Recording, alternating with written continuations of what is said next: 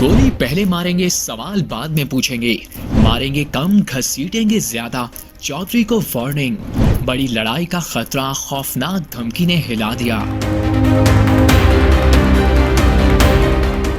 नाज़रीन, जैसा कि सब जानते हैं कि इस वक्त दुनिया का चौधरी अमरीका पूरी दुनिया पर नजरें जमाए बैठा है।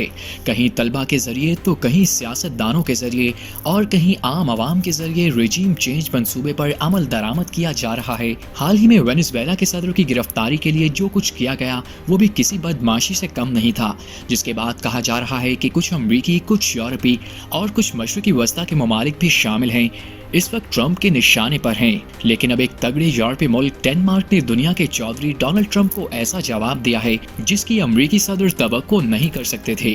डेनमार्क के वज़ीर दिफा ने खबरदार किया है कि ग्रीनलैंड पर हमले की सूरत में गोली पहले मारेंगे, सवाल बाद में पूछेंगे। वज़ीर दिफा ने खबरदार किया है कि अगर ग्रीनलैंड पर किसी भी किस्म का हमला हुआ तो डेनिश फौज अहकामात का इंतजार किए बगैर फौरी फायर खोल देगी। बयान ऐसे वक्त में सामने आया है जब अमरीका की जानिब से ग्रीनलैंड के मामले पर सख्त बयानात और मुमकिन फौजी कार्रवाई के इशारे दिए जा रहे हैं। उनका कहना था कि ग्रीनलैंड डेनमार्क के अंदर एक खुद मुख्तार इलाका है और इसके दिफा पर कोई समझौता नहीं किया जाएगा।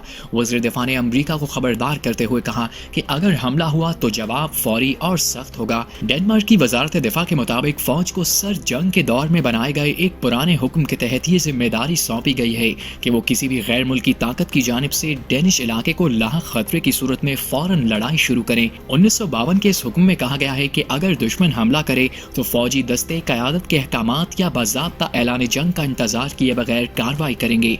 ये हुक्म दरअसल 1940 में नाजी जर्मनी के डेनमार्क पर हमले के बाद तैयार किया गया था, जब हमले के दौरान मुल्क का मवासलाती निज़ाम मुतासिर हुआ और फौजी यूनिट्स को वाज़ेह अहकामात नहीं मिल सकते थे। डेनमार्क की वज़ीर आज़म मेटे फ्रेडरिक्सन ने भी अमरीका की जानिब से ग्रीनलैंड को अमरीकी इलाका बनाने की कोशिशों पर शदीद रद्द अमल दिया है।